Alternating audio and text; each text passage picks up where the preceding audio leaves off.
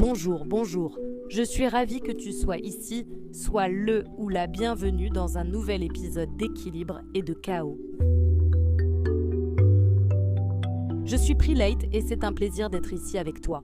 Dans l'épisode d'aujourd'hui, je vais parler un peu de quelque chose de très personnel, un petit moment de ma vie que je vais partager avec vous. Mais surtout, du pouvoir de la pause.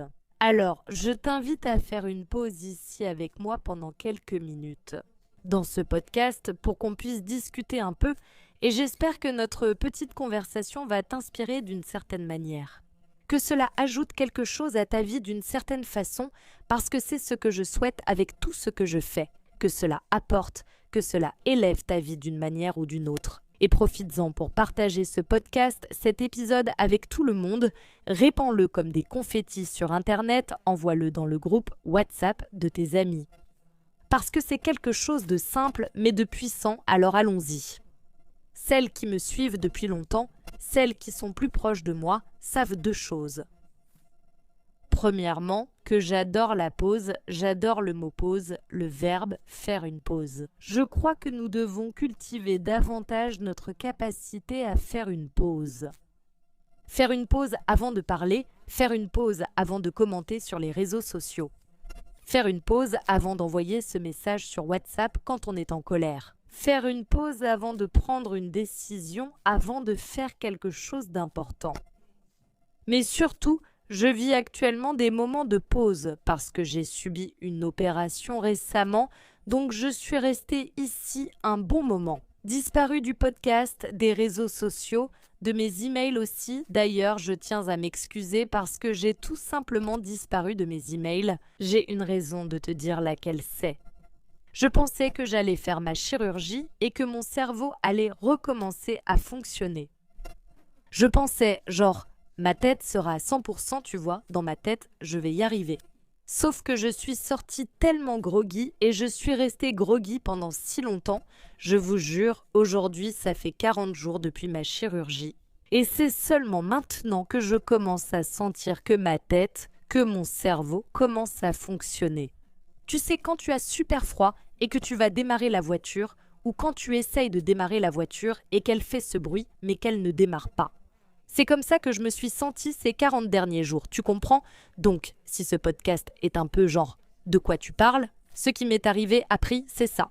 Ma voiture démarre encore, mon cerveau démarre encore, ça fait 40 jours après l'opération et je vais super bien.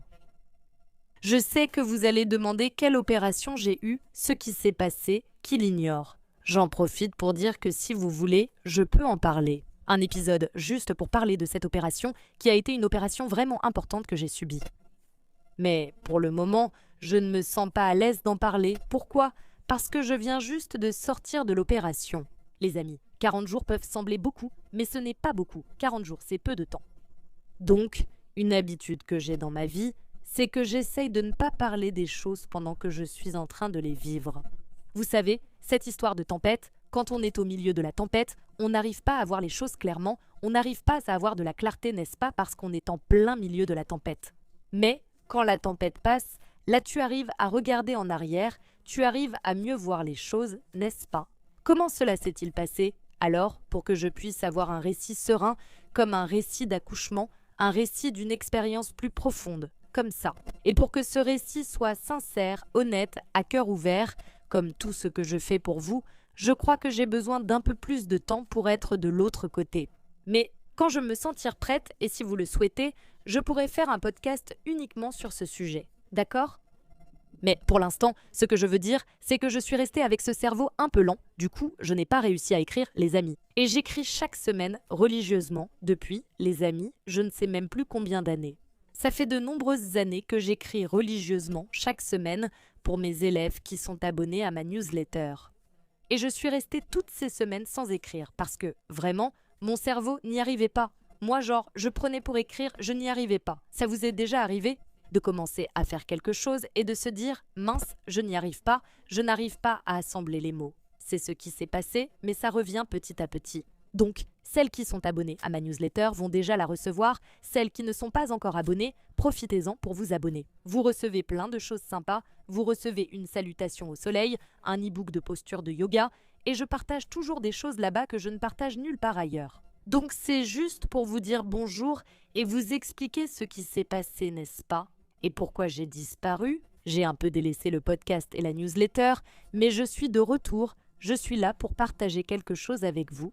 Une épiphanie que j'ai eue pendant cette période, ces 40 jours. Voilà, c'est la chose suivante. Je me suis remise lentement de l'opération. Je suis rentrée chez moi après une anesthésie générale, donc j'étais un peu dans les vapes. Avec l'anesthésie générale, et vraiment, j'étais très lente, très lente. Je suis déjà quelqu'un, normalement, assez calme en général, même si je suis très agitée et que j'arrive à faire beaucoup de choses. Je suis toujours pleine d'énergie, je suis une personne très énergique, je fais plein de choses toute la journée, j'ai 1000 projets. J'essaie toujours d'être présente avec mes enfants, mais mon cerveau, lui, il est toujours en alerte, connecté, éveillé, n'est-ce pas? Et là, il a un peu ralenti. Et quelque chose d'intéressant qui s'est passé, c'est que j'ai désactivé mes réseaux sociaux et je suis partie pour l'opération, puis je suis revenue et je ne suis pas retournée sur les réseaux sociaux. Je n'ai rien posté sur Instagram, sur Twitter, ni sur YouTube. Si j'ai posté quelque chose, c'était une chose ou une autre, mais ce n'était pas non plus lié à ma récupération. Et ça, c'était incroyablement beau parce que je suis restée totalement loin des réseaux sociaux. Je le suis encore, n'est-ce pas? Ceux qui me suivent savent que je poste rarement et que je ne reste pas sur les réseaux sociaux. Ce n'est pas là que vous me trouverez. Si tu veux trouver PRI, tu le trouveras sur YouTube et dans la newsletter, n'est-ce pas? Mais je sais que c'est une réalité que parfois, je prends mon téléphone et mon doigt fait défiler vers le haut et vers le bas, n'est-ce pas? Sur Instagram, TikTok ou YouTube, je me rends compte que 20 minutes ont filé sans que je m'en aperçoive. Qui n'a jamais vécu ça, franchement? Que celui qui ne l'a pas connu me jette la première pierre. Mais la question n'est même pas vraiment les réseaux sociaux en soi, il y a déjà des études qui montrent à quel point les réseaux sociaux peuvent être nuisibles, surtout pour nos jeunes, pour les adolescents, les enfants. Donc, n'est-ce pas? Ce n'est même pas la peine d'en parler, n'est-ce pas? Mais cette pause des réseaux sociaux est une pause plus générale, plus profonde, qui a été la suivante. Ne pas insérer d'informations dans ma tête, dans mon cerveau. J'essayais de lire un livre, je n'y arrivais pas, je n'ai pas réussi. Vous savez ce que c'est de ne pas réussir à lire un livre? Qui sait ce que c'est? J'ai ouvert le livre et les pages, les lettres, en fait, n'avaient aucun sens, je n'arrivais pas à lire le livre, je n'y arrivais pas. J'ai essayé de lire, d'écouter un livre audio et tout, mais je n'ai pas réussi à écouter un livre audio non plus, je n'y arrivais pas, ça n'avait pas de sens. Je n'arrivais pas à comprendre ce qui était dit, ce que la personne disait, de quoi parlait le livre, quel était le message du livre. Je n'y arrivais pas. Et puis, ce qui s'est passé, c'est que j'ai abandonné. J'ai dit, bon, d'accord, les gens, je ne vais pas réussir à écrire, je ne vais pas réussir à parler, je ne vais pas réussir à lire, je ne vais pas réussir à écouter, je ne vais rien faire. Et ce fait de ne rien faire fait évidemment partie de la récupération, de rester au repos, etc. Donc, je n'ai pas beaucoup interagi avec mes enfants, du moins physiquement, n'est-ce pas, et je suis restée au repos. Mais, plus que mon corps soit resté au repos, c'est mon esprit qui l'a été. Obligatoirement, n'est-ce pas? Ce n'était pas mon choix, comme l'a précisé Priscilla. Je vais sortir et méditer, car même méditer était impossible, les amis. Même m'asseoir pour un pranayama, je n'y arrivais pas. Et là, mon esprit se déconnectait déjà, c'était comme si tu étais complètement déconnecté. Et je suis arrivée, j'en ai parlé au médecin, j'en ai même parlé à d'autres personnes. Est-ce que c'est normal? C'est vraiment comme ça. Je suis très lente. Non, c'est normal. PRI, tu peux être tranquille, ça va revenir, petit à petit ça va revenir. Mais cette période a été très très intéressante pour moi parce que j'ai pu me rendre compte de la quantité d'informations que j'absorbais chaque jour. Que ce soit à travers les réseaux sociaux, les livres, les vidéos ou les podcasts. Parce que j'adore les podcasts, n'est-ce pas? C'est l'une des raisons pour lesquelles j'ai créé ce podcast, parce que j'adore aussi écouter mes collègues podcasteurs. Et tout ce que j'ai remarqué, d'accord, c'est un témoignage personnel. Je ne dis pas que tout le monde est comme ça, mais peut-être que de l'autre côté, quelqu'un va dire non, PRI, moi aussi je suis un peu comme ça. Alors, on est ensemble, parce que tout ce que je le faisais en écoutant quelque chose. Par exemple, je conduisais la voiture pour aller chercher mon fils. J'écoutais un podcast ou j'écoutais un livre audio, j'absorbais de l'information. Ou alors, au milieu de la nuit, je lisais les commentaires sur YouTube et je lis toujours les commentaires. Ne pensez pas que Pri ne lit pas ce que Pri lit, hein? Oh, oh, je surveille, je surveille. Et moi, en lisant les commentaires, je finissais par rester sur YouTube, aller sur une autre vidéo, sur un short, pour regarder quelque chose. Et le temps passait, j'étais toujours en train d'absorber un type d'information, quelque chose de nouveau.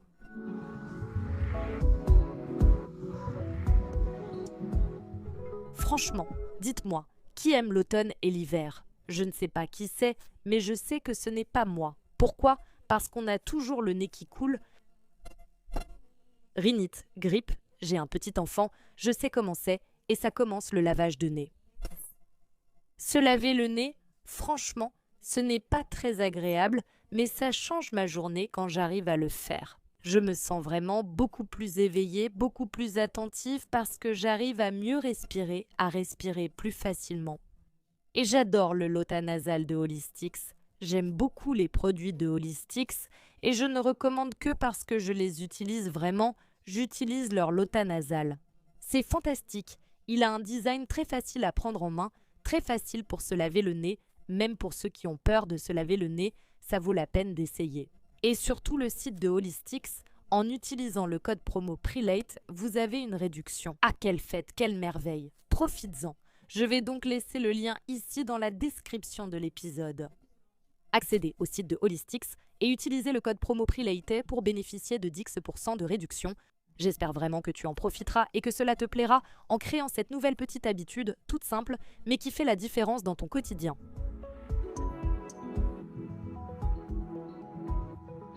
Et j'ai réalisé que ce temps sans absorber quelque chose de nouveau dans cette ère de l'information dans laquelle on vit, c'est merveilleux. C'est rafraîchissant, ça aide à équilibrer enfin, je peux parler pour moi, à équilibrer mon système nerveux parce que j'ai réussi à faire une pause et je me considère comme une personne qui a toujours eu un lien très fort avec mon intuition, avec moi-même. J'ai ma pratique, ma méditation, j'ai mon moment à moi. J'ai toujours eu mon moment pour m'écouter, mais ce moment où je n'écoute rien de l'extérieur, j'ai mon intuition, J'expirais, je respirais et je disais « Oh là là, quelle pause délicieuse !» Parce que arrête-toi et réfléchis. On reçoit constamment des informations dans tous les domaines. On n'a jamais reçu autant d'informations, on n'a jamais eu accès à autant d'informations auparavant dans l'histoire de l'humanité. Tout ce qu'on veut savoir, on le cherche sur Google, sans compter. Ça nous apporte ce qui nous intéresse de plus en plus dans notre fil d'actualité, sur Google, sur les réseaux sociaux, dans tous les environnements. Internet nous écoute toujours, donc on le sait, et du coup, on finit par se dire « Oh là là, j'aime les chats et les chiens ». Donc Internet m'en montre toujours, ce qui me donne envie d'en voir encore plus. Je reste donc coincée dans ce cercle vicieux à regarder toujours plus de chats et de chiens. On connaît tous ce paradoxe qu'on vit actuellement, n'est-ce pas? Je n'ai même pas besoin d'en parler, tu sais, n'est-ce pas? Si tu ne sais pas, s'il te plaît, tu sais qu'Internet te montre ce que tu veux voir, pas forcément ce qui existe vraiment dans le monde, n'est-ce pas? Et on a tellement d'informations qui entrent dans notre tête, parfois. Ça ajoute, ça élève, parfois c'est une information qui n'est même pas vraie, et parfois c'est une information qui te rabaisse, tu vois. Il y a de tout, c'est un menu, c'est un buffet, tu comprends? On y va, il y a un buffet avec tout ce que tu veux. Donc, il y a un très bon côté parce qu'aujourd'hui, si je veux apprendre sur la neuroplasticité, si je veux apprendre n'importe quoi, une recette de gâteau de maïs, je peux avoir accès à cette information en quelques secondes. Avant, c'était très difficile, n'est-ce pas? Et j'ai 36 ans, mais c'est l'idée d'avoir, parce qu'on doit avoir l'esprit, 37, j'ai 36 ans, je vais avoir 37 ans. Ceux de ma génération se rappellent comment était le monde avant Internet. Vous vous souvenez, le monde avant Internet? C'était plus difficile. Il fallait aller à la bibliothèque de la fac, prendre un livre et faire des photocopies pour lire. Mais c'est quoi ça? Et le monde a changé merveilleusement. Mais cela a aussi des conséquences, non? Il faut avoir l'esprit. On a ce sentiment, cette peur de manquer quelque chose, qu'on ressent, qu'on a toujours, qu'on est en train de rater quelque chose, n'est-ce pas? regarde, tu dois absolument lire ce livre. Il est tellement merveilleux, mon Dieu, il faut que je lise ce livre. Parce que si je ne le lis pas, je vais rester sans savoir. Et ça me donne déjà de l'anxiété. Oh là là, tu as vu cette vidéo, entendu parler de cette émission, de ce professeur, de ce qui s'est passé. On te dit qu'il faut que tu le fasses, alors tu te dis aussi qu'il faut le faire. Ah, je ne l'ai pas fait, j'ai déjà peur de rater quelque chose, ça me donne de l'anxiété, un faux mot non, la peur de manquer. Tout le monde va être au courant, tout le monde sait, sauf moi qui a déjà vécu cette expérience, n'est-ce pas? Tout le monde le fait, sauf moi. Et ça génère de l'anxiété sans aucun doute chez nous, chez l'être humain, n'est-ce pas? Il suffit d'être humain pour ressentir cela, parce qu'en tant qu'êtres humains, nous sommes des êtres collectifs, on a besoin les uns des autres, on a besoin de se socialiser. Il n'y aura donc personne pour dire « Ah, mais les moines de l'Inde, je parle en général pas de tout le monde. » En tant qu'êtres humains, nous sommes sociaux et plus heureux. Plusieurs études le montrent. Quand on a un cercle de personnes qui nous soutiennent, des personnes dont on se dit « Waouh, ce sont mes personnes, elles me sont loyales, elles m'aiment, je les aime. » On est ensemble, on veut être ensemble, on veut avoir ce sentiment d'appartenance. Ce sentiment d'appartenance, il est très puissant. Elle nous fait vraiment sentir que nous faisons partie de quelque chose de plus grand et qu'on ne se sent pas aussi perdu dans la vie, comme beaucoup de personnes peuvent se sentir. Soudain, même en écoutant ce podcast un peu perdu, j'entends souvent cela dans les commentaires et les lettres que je reçois. Oh là là, j'étais complètement perdue quand je suis arrivée au yoga et la pratique du yoga m'a aidée à trouver en moi mon or, ma boussole intérieure. N'est-ce pas ma direction ? Et ce podcast n'est qu'un rappel pour vous que peut-être on absorbe trop d'informations. Peut-être que tu fais ton petit yoga, tu médites, mais il y a tellement d'informations. Imaginez un verre, c'est un verre d'eau, et chaque jour vous ajoutez plus d'eau dans ce verre, plus d'eau que vous ne pouvez en boire chaque jour. Encore plus d'eau dans ce verre, plus que ce que vous pouvez boire. Donc, tu n'as pas besoin de boire toute l'eau du monde, tu n'as pas besoin d'absorber toute l'information du monde. Tu n'as pas besoin de lire tous les livres, d'écouter tous les podcasts, de connaître toutes les tendances. C'est quelque chose d'incroyable qu'aujourd'hui, on a un peu perdu la beauté de l'ordinaire. On valorise beaucoup, surtout sur Internet, et on le voit beaucoup parce que c'est monétisé, n'est-ce pas? Cette question de l'extraordinaire, sois extraordinaire, qui n'a jamais entendu ça? Tu dois gagner plus d'argent, tu dois être plus belle, tu dois avoir un corps plus comme ci, plus comme ça. Qu'est-ce que tu fais de ta vie que tu n'es pas dans une meilleure situation, dans un endroit plus grand? Il y a ce bombardement constant d'informations, puis on te dit aussi « découvre cette information ici et tu avanceras. Découvre cette information et tu gagneras plus d'argent. Découvre cette information et tu réaliseras tes rêves. » Mais qu'en est-il de l'ordinaire? Et la beauté du quotidien des personnes autour de nous est le fait de pouvoir regarder les gens et leur dire bonjour. On dit bon après-midi, mon fils. On vit dans une résidence fermée et chaque fois qu'on y entre, il y a un agent de sécurité à la guérite, non? Et mon fils, tous les jours, quand il entre, il voit, je vais le chercher à l'école, et il dit bonjour, champion, bon après-midi, champion. Et alors l'agent de sécurité répond salut, champion, ça va, bonjour, bon après-midi. C'est quelque chose de si simple, si petit, mais c'est tellement beau à voir. Et c'est un enfant de 5 ans. Il dit toujours bonjour, bon après-midi. Il apporte une présence. Et c'est quelque chose que mes enfants m'apportent. Cette encre du quotidien, d'être présent, de la simplicité d'aujourd'hui. Par exemple, je marchais car c'est tout ce que je peux faire en ce moment. Je ne peux faire aucun autre exercice, seulement marcher. Alors je marche tous les jours, je marche et je sens le vent sur ma peau et je sens la chaleur du soleil. Et j'observe les arbres, j'écoute les oiseaux, je vois les petits oiseaux dans l'herbe et l'herbe qui pousse, que personne ne coupe.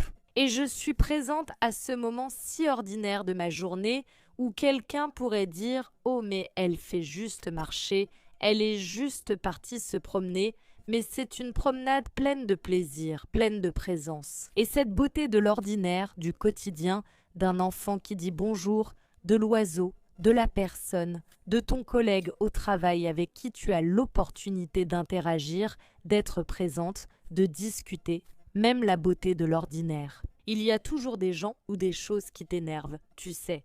Certains savent exactement comment appuyer sur nos boutons, n'est-ce pas? Et ils y vont et appuient bien sur le bouton, bien comme il faut, même là-dedans, il y a de la beauté, tu te dis « waouh ». Vraiment, je peux en apprendre un peu plus sur moi-même, et là, je peux voir que ce bouton est en train d'être appuyé. Ça m'énerve un peu ici, pourquoi est-ce que je ressens cette colère? Y a-t-il de la beauté là-dedans, dans un petit appartement? Oh non, il faut que tu aies une maison plus grande, il faut je ne sais pas quoi, mais non, attendez, qu'est-ce qui fonctionne pour vous? Arrête, respire, comprends et fais toujours ce point avec toi-même, parce que la vie est un voyage, c'est un cheminement et il n'y a rien de mal à ça. Vouloir gagner plus, vivre dans une maison plus grande, suivre un cours à l'étranger, étudier ou lire davantage, apprendre plus, tout cela n'a rien de mal. Pas du tout, je suis cette personne. Je suis une personne qui cherche constamment à s'améliorer, à apprendre davantage, à progresser, et je ne peux être entourée que de personnes comme ça. D'ailleurs, aujourd'hui, je pensais que l'une des raisons pour lesquelles mon mari et moi sommes toujours ensemble, c'est parce que nous avons tous les deux réussi à grandir, à nous transformer, à évoluer, à nous impliquer ensemble, Oh là là, j'ai dit ça en espagnol, mon Dieu, on arrive à se transformer ensemble, à grandir ensemble, tu comprends? On ne reste pas immobile, mais en même temps, on ne peut pas se perdre. Il faut laisser la rivière nous emporter, tu comprends? Savoir nager, ce n'est pas simplement se laisser porter par le courant, tu vois la différence? Et cette période où je n'absorbe aucune information a été fantastique. Et j'espère qu'elle t'inspirera à faire une pause toi aussi. Et observe si tu absorbes trop d'informations du monde extérieur. Fais une pause, observe l'ordinaire, tombe amoureuse de la vie, du quotidien, de ta routine, de la façon dont se déroule ta journée. Tu fais attention, tu es présente. Je fais toujours ce point avec toi pendant cette pause. C'est magnifique. La vie est faite de saisons, n'est-ce pas? C'est amusant, car beaucoup me demandent toujours une recette toute faite, n'est-ce pas? PRI. Comment je fais pour avoir moins d'anxiété? PRI. Comment je fais pour intégrer le yoga dans mon quotidien? PRI. Comment je fais pour avoir de la discipline? PRI. Mais il n'y a pas de recette toute faite. Il n'y a pas de réponse toute faite parce que chaque personne est à un moment différent de sa vie. Je suis à ce moment de ma vie, un moment de pause, un moment pour prendre soin de moi, de mon corps, de mon esprit, et c'est beau, n'est-ce pas? Souvent des gens me disent « Oh Pri, j'ai été opérée du genou, je ne peux rien faire en yoga. » Eh bien, mais ce n'est pas grave, ça va passer, ça s'améliore, ça marche, tant mieux. Donc c'est une phase, c'est un moment. Fais une respiration, fais une méditation, fais ce que tu peux, fais de ton mieux et faisons de notre mieux. C'est merveilleux, c'est incroyable, c'est libérateur, c'est l'une de mes valeurs, quelque chose que j'apprécie beaucoup, c'est ma liberté. Et parfois, ce dont on a besoin, c'est de se permettre, c'est de se libérer. Alors, fais un check-in avec toi-même, aide-moi, mon ami, mon cher, ma chère qui m'accompagne, qui m'écoute jusqu'ici. Où est-ce que tu peux, qu'est-ce que tu peux faire? Te libérer un peu plus? Que ce soit lire moins de livres, écouter moins de podcasts, passer moins de temps sur les réseaux sociaux. Je pense que ça vaut pour tout le monde. Dis la vérité, tu comprends. Mettre ton téléphone en mode avion après 18 heures, après une certaine heure, ou alors n'allumer ton téléphone hors du mode avion que après 8 heures ou 9 heures du matin. C'est plus ou moins ce que je fais, tu vois, et essaye d'avoir cette conscience parce que pour moi, c'est ça la pratique du yoga. Oui, on est constamment, petit à petit, à petits pas de fourmi, en train de s'éveiller un peu plus chaque jour, jour après jour, et de profiter de la saison dans laquelle on est, du moment où on se trouve dans notre vie. Alors, quel que soit le moment que tu traverses en ce moment, j'espère que tu arriveras à respirer et à être présente, comme toujours. De mon cœur au tien, une énorme étreinte et à la prochaine. Si tu as aimé ce podcast, si tu as aimé cet épisode, s'il te plaît, laisse une évaluation positive et partage-le sur Internet comme des confettis pour que tout le monde puisse écouter, puisse savoir qu'il y a un podcast, qu'il y a des gens qui ne savent pas encore que PRI a un podcast. Et on se retrouve par ici.